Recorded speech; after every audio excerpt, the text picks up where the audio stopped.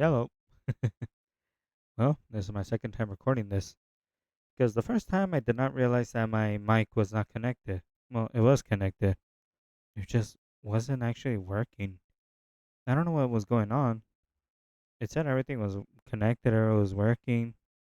I even checked down here. I was like, is everything connected? Yes, it is. It's really hard to see that, but that's actually the headphones and the mic that I'm using right here. It said that everything was connected, but when I actually look back at the video, you can't even hear me. Nah. I think I must have disconnected it somewhere in between the middle of all this. Because the beginning part, you can hear my voice. And then the second part, you can't hear anything. No, the second part, you probably hear me from far away just going, yeah. So this is the second time actually doing this. Man, I thought it was actually connected. I'm over here that did the last video, and I was like, alrighty. I did a whole video or a whole reading session, and then I did a long talking rant, and then just to see the video and just be like, wait, no, man. Well, oh well. I guess we're going back to reading, back to Numbers chapter 4. Yeah, chapter 4. I'm looking at it over here. Yeah, last one was 3, so we're on to 4. Well, let's get this started. Then the Lord said to Moses and Aaron, Record thy name. Record thy names. I've been reading the King James too. Record the names of the members of the clan and the clans and family of the Kodanite division of the tribe of Levi. List list all the men between the ages of 30 and 50 who are eligible to serve in the tabernacle. The duties of the Kodathites at the tabernacle will relate to the most sacred objects. Related to the most sacred objects. When the camps move, Aaron and his sons must enter the tabernacle first to take down the inner curtains and cover the Ark of the Covenant with it. Then they must cover the inner curtain with fine goatskin leather and spread it all over in a single piece of blue cloth. And finally, they must put the carrying poles on the ark in place. Next, they must spread a blue cloth over the table of the bread of presence in display is displayed, and on the cloth they will place bowls, ladles, jars, pitchers, and special bread.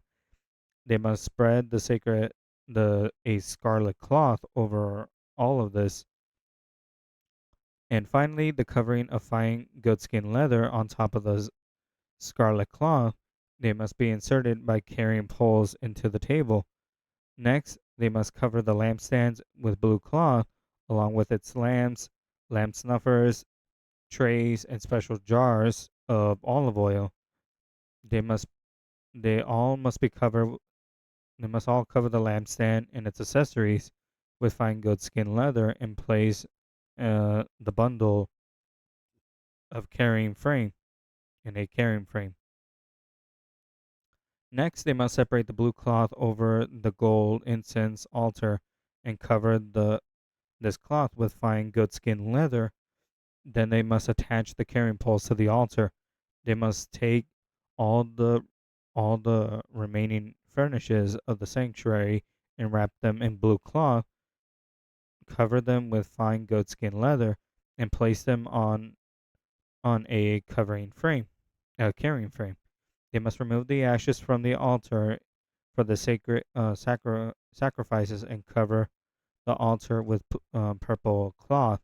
All the altar's utensils, frying pans, meat forks, shovels, basins, and all containers, they must be placed on the cloth and covering with fine goatskin leather. They must separate over them, spread over them. Finally, they must put the carrying poles in place. The camp will be ready to move when Aaron and his sons are finished covering the sanctuary with all the sacred articles. The Kenites will come and carry these things to the next destination, but they must not touch the sacred objects or they will die. These are the things that the tabernates that the Kodanites must carry. Oh, got to do a little bit of a water break. I've been reading a lot.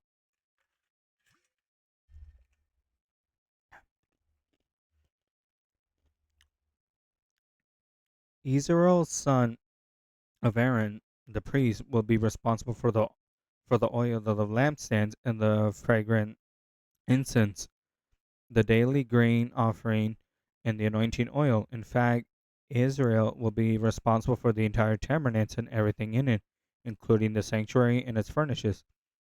Then the Lord said to Moses, "Do not let the Canaanite clans be destroyed from among the Levites. These this is what they must do. This is what they must do. They will live and not die when they approach the most sacred offerings objects. Aaron and his sons must always go in with them and assign a specific duty or load to each person. The Kovites must never enter the sanctuary and look at the sacred objects for every movement, or they will die. And the Lord said to Moses, "Record the names of the members of the clans and families of the Gershonites, division of the tribe of Levi. List all the men between the ages of 30 and 50 who are eligible to serve in the tabernacle. These Gershonites clans will be responsible for the general service of carrying loads. They must carry the curtains of the tabernacle itself with its coverings, and the outer coverings with fine uh, goat skin leather. My mistake. I put that backwards. And the curtain for the tabernacle's entrance. They are also to carry the curtains for the courtyard walls that surround the tabernacle and altar, the curtains across the courtyard entrance, the ropes, and all the equipment related to its use. The Gershonites are responsible for all these items. Aaron and his son will be directed with the Gershonites regarding all their duties, whether it is involves moving the equipment or doing another work. They must assign the Gershonites responsibilities for the loads they are to carry. So these are the duties assigned to the Gershonite clans at the tabernacles. They will they will be directly responsible to Irmanor, son of Aaron the priest. Now record the names of the members and clans and families of the Mudonite division of the tribe of Levi. List the men between the ages of 30 and 50 who are eligible to serve in the tabernacles. Their only duty at the tabernacles will be to carry loads. They will they will carry the frames of the tabernacles, the crossbars, the posts, and the bases. Also, the posts of the courtyard walls with their bases, pegs, and ropes, and all the accessories eh, something in my mouth. And their bases, pegs, and ropes, and all the accessories and everything else related to its use. Assign the various loads to each man by name. These are the duties of the Merbenite clan and the tabernacles. They will be directly responsible to Ir Ithamar, son of Aaron the priest. Moses and Aaron and the other leaders of the community listed the members of the Canaanite division by their clan and family. The list includes all the men between 30 and 50 years of the age who are eligible to serve in the tabernacles. The total number came out to 2,750. So the total of all from the Canaanite clans who were eligible to serve at the tabernacles, Moses and Aaron listed them just as how the Lord had commanded through Moses. The Gershonite division was also listed by the clans and families, the list including all the men between 30 and 58 years of age who were eligible to serve in the tabernacles. The total number came out to 2,630. So this was the total of all those who the Gershonite clans who are eligible to serve at the tabernacles. Moses and Aaron listed them just as the Lord had commanded. The Mironite division was listed by its clans and families. The list included all the men between 30 and 50 years of age who are eligible to serve in the tabernacles, and the total number that came out to 3,200. So this was a total of all from the Mennonite clans who are eligible to serve. Moses and, Moses and Aaron listed them just as the Lord had commanded through Moses. So Moses and Aaron And the leaders of Israel listed all the Levinites by their clans and families, all the men between 30 and 50 years of age who are eligible to serve in the tabernacle and for its transportation, numbered 8,580. Were their When their names were recorded as the Lord had commanded through Moses, each man was assigned his task and told to carry and what to carry. And this and so the restriction was completed. Reservation was completed, just as the Lord had commanded Moses. Why do sometimes I forget words? Sometimes I will forget words for no reason. The Lord had the Lord gave these instructions to Moses: command the people of Israel to remove from the camp anyone who has skin disease or discharge, or has been or who has been become ceremonially unclean by touching a dead person. This command applies to men and women alike. Remove them from Remove them so they will not defile the camp in which I live among them. So the Israelites did as the Lord had commanded Moses and removed such people from camp. Then the Lord said to Moses, give these following instructions to the people of Israel.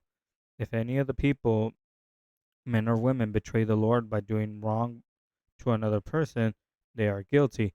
They must confess their sin and make a full resolution for what they have done, adding an additional 20% and returning it to the person who was wrong.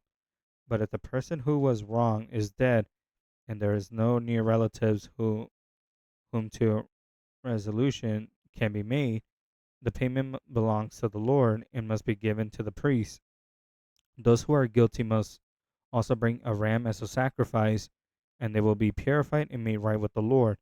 All the sacred offerings at the Israelites bring to the priest that belong to him. Each priest may keep all of the sacred donations that he receives. And the Lord said to Moses, give the following instructions to the people of Israel. Suppose a man's wife goes astray and she becomes unfaithful to her husband, and she has sex with another man, but neither her husband nor anyone else knows about it. She has defiled herself, even though there was no witness and she was not caught in the act. If her husband becomes jealous and suspicious of his wife and needs to know whether she or not has been faithful, has been defiled. I'm sorry, I keep reading ahead and I keep getting distracted. And needs to know whether or not she has defiled herself. The husband must bring the wife to the priest, and he must also bring an offering of 2 quarts of barley flour to present on her behalf. Do not mix do not mix it with olive oil or fragrances, for it is a jealousy offer and an offering to prove whether or not she is guilty.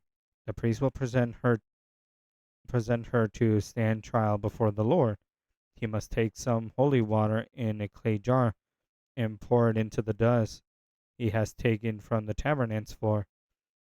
When the priest presents the woman before the Lord, he must unbind her hair and place her hands on the offering of proof, the jealousy offering, to determine whether her husband's suspicions are justified.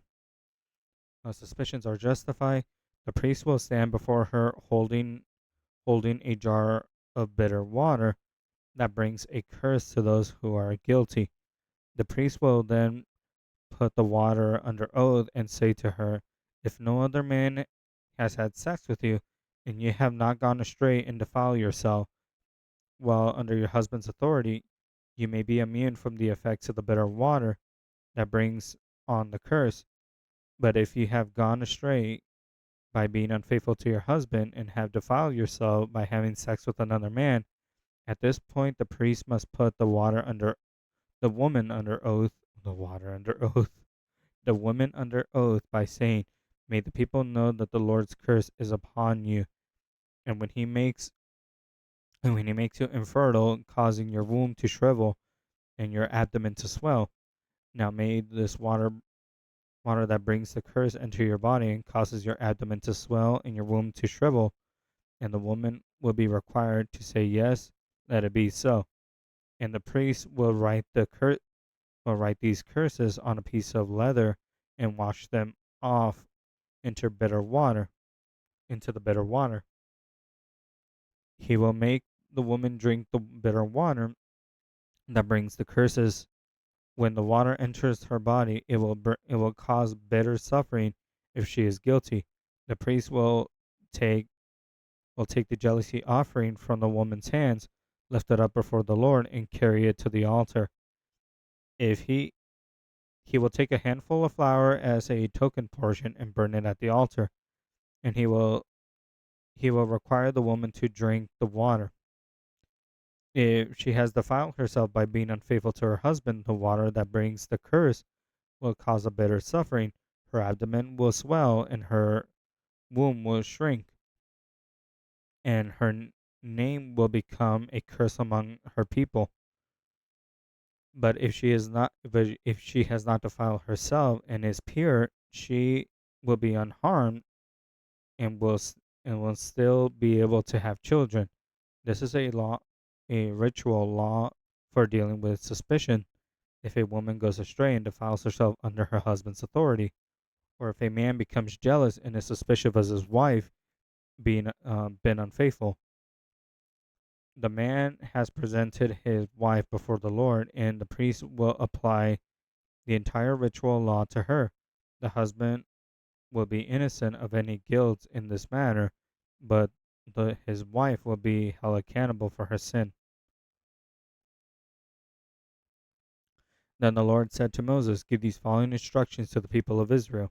If any of the people, either male or female, or men or women, take a special vow of a Nazarite settling themselves apart from the Lord in a special way, they must not give up they must give up wine and other alcoholic drinks.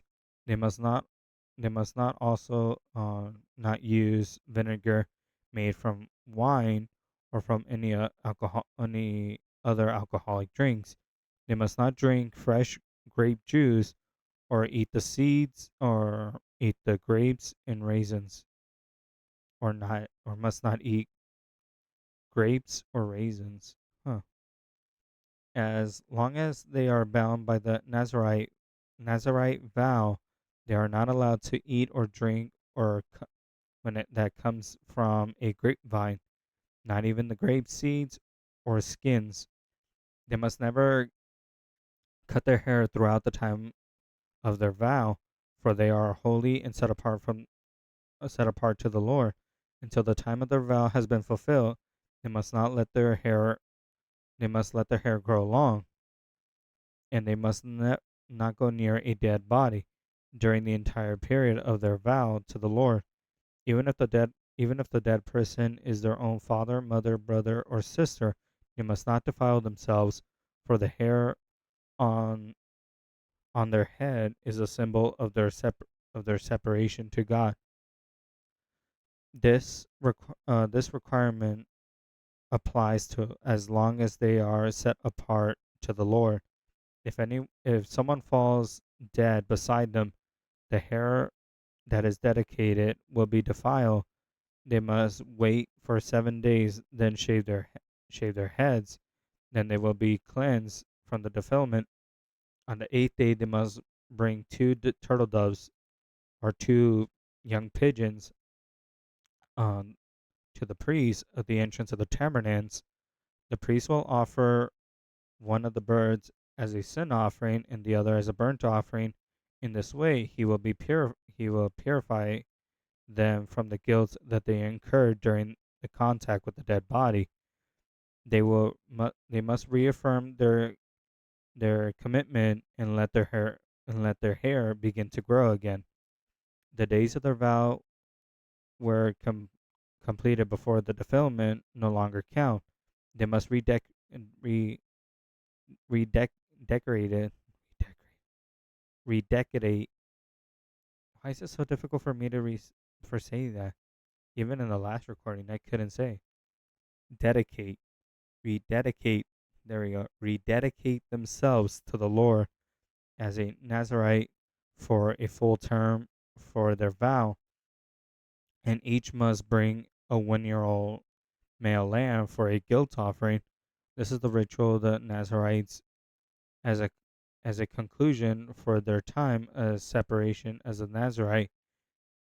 They must each go to the entrance of the tabernacle and offer their sacrifice to the Lord, a 1 year old lamb without defects for a burnt offering, a 1 year old female without burnt defects for a sin offering, and a ram without defect for a peace offering, a basket of bread made without yeast, cakes of chosen flour mixed with olive oil, and waffler spread with olive oil, along with their prescribed grain of offerings and liquid offerings. The priest will present these offerings before the Lord. First, the sin offering and the burnt offering, the ram for the peace offering, along with the basket of bread made without yeast. The priest must also present and prescribe grain offerings and liquid offerings to the Lord. Then the Nazarites will shave their heads at the entrance of the tabernacle. They will take the hair and have been dedicated in the first in the place and place it in the fire beneath the peace offering sacrifice.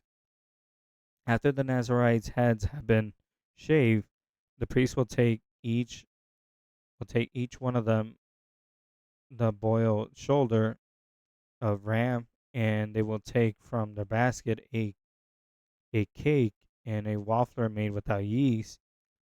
He will put them into the Nazarite's hands, and the priest will lift them up as a special offering before the Lord.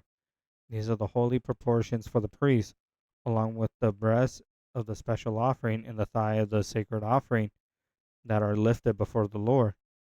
After these ceremony, the Nazarites may again drink wine again. I don't know why I said that again. This is a ritual law for the Nazarites who vow to bring these offerings to the Lord. They may also bring an additional offerings if they cannot afford it, and they must be careful to do whatever they vow when they set themselves apart from the Nazarites. Then the Lord said to Moses, "Tell Aaron and his sons to bless the people of Israel with special blessings. May the Lord bless you and protect you. May the Lord smile on you and be gracious to you. May the Lord show you his favor and give you his peace. Whenever Aaron and his sons bless the people of Israel in my name, I myself will bless them."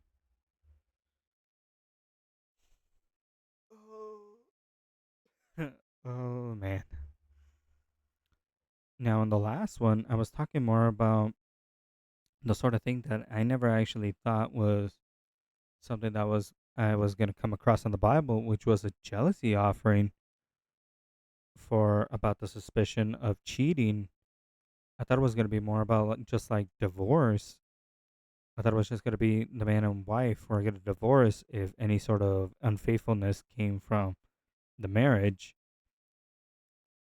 And one thing I did, I don't know if this is more of a connection, was actually the long hair. The long hair kind of reminds me of Samson, which is another person in the Bible that actually becomes stronger because God gave him the power to be stronger than anyone else by letting his hair grow. He must never cut his hair. And it seems like this is what's going on here. They must never cut their hair, do anything that defile themselves. And it looks like that may be a connection to that, which I don't know how close that might be to the connection of Samson, but it's kind of the connection that I consider myself. The sort of do not do alcoholic drinks, because I think that's how Samson was tricked. Was he was tricked with like alcohol and a woman, that eventually led in sort of his downfall when he let his hair be cut. But that's sort of like a connection I made right there. And of course, the divorce part, like I don't really think that was something that was going to be an offering, which was an offering of an offering of that. I never really expected a jealousy offering. And also in the King James Bible, in the last reading or in the last video that I did, I looked at my King James Bible, and in it it said your thigh will rot and your stomach will swell. So instead of her womb basically shriveling up, her thighs will rot. Which I don't actually know if that's supposed to be a sort of metaphor to like her reproductive organs down here, or is it just her actual thighs will rot? But other than that,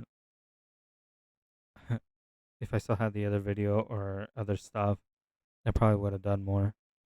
Also about I don't know if I mentioned it yet, but I did see a TikTok video early this morning about one of the clans or one of the leaders of the clans basically saying that basically he betrays Moses and God because he thinks that Moses is just doing all this thing just so he can get rich along with God. But yeah, no, he doesn't realize what's going on. He basically just has it in his mind that Moses is just doing this just for money, fame, and God is just doing this for his evil cricket purposes. But don't really, I haven't gone to that part, but it's just something that I saw on TikTok, and it's actually one of the members of, it's one of the members here. I think it was what was it? Konehath? Konehai? It was one of the leaders of one of the tribes. He basically does the same thing. We'll get into it. I know we'll get into it sooner or later, but that's it for right now because it's actually getting late for me. But other than that, I'll see you all tomorrow.